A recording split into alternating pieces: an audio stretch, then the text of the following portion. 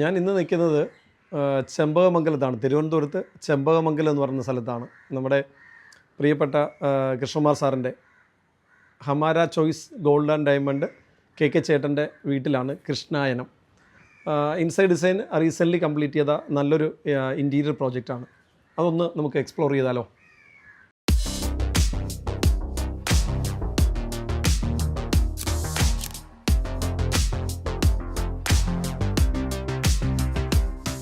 Hi, ഞാൻ Krishnakumar, Hamara choice gold and ഡയമണ്ട്സിൻ്റെ ഓണറാണ്.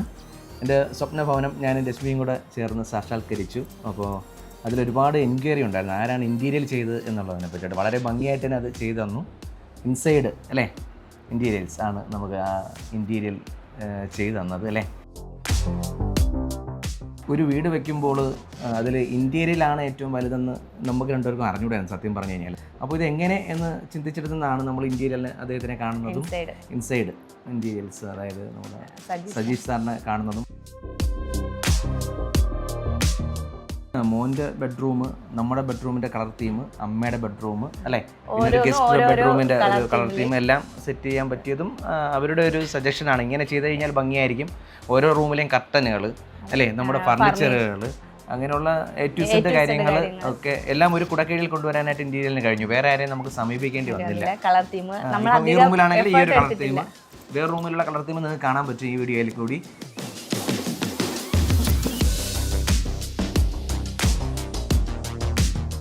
ഈ വാക്കിംഗ് വാർഡ്രോബ് ഇല്ലായിരുന്നുണ്ടെങ്കിൽ ഈ വീടിൽ ഒരു സ്പേസ് ഇല്ലാതായി പോകാനാ നമ്മുടെ മുകളിൽ അല്ലേ. നമുക്ക് ഒരുപാട് ഡ്രസ്സും കാര്യങ്ങളൊക്കെ ഉള്ളതാണ്.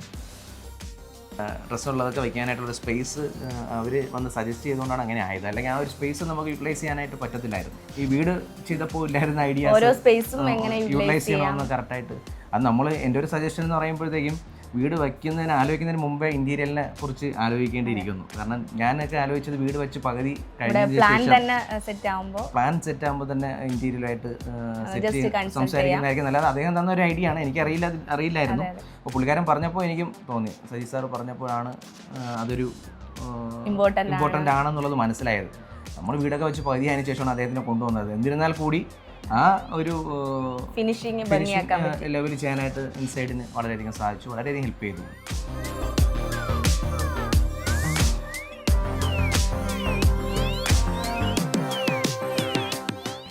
കിച്ചണിനാണ് ഏറ്റവും ഇമ്പോർട്ടൻസ് എന്നാണ് ഞാൻ പറഞ്ഞിട്ടുണ്ടായിരുന്നത്. അപ്പോൾ അതിൻ്റെ കളർ തീമായിരുന്നാലും സ്റ്റോറേജ് സ്പേസ് ആയിരുന്നാലും എല്ലാം നല്ല ഭംഗിയായിട്ട് ഇൻസൈഡ് ഇൻറ്റീരിയേഴ്സ് ചെയ്തു തന്നു.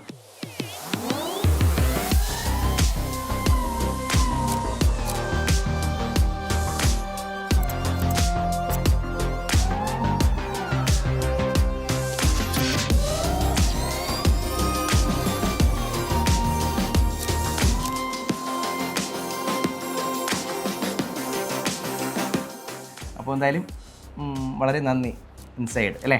Thank you.